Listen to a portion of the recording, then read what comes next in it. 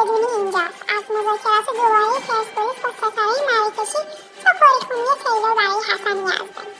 گویا بعد از اینکه مذاکرات پرسپولیس با سلطنتی مدافع مجارستانی متوقف شده، پرسپولیسیا دوباره به دنبال یحیی عطی‌الله رفتن و این مذاکرات تا حد نهایی شدن پیش رفته.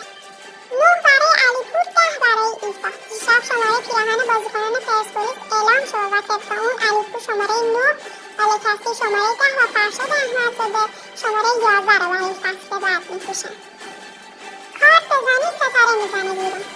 عکس تیمی جالب تراکتور در بازی دوستانه دیروز و حضور همزمان بیرامند اسماعیل‌فر و مهدی ترابی در ترکیب از نکات جالب توجه این بازی بود.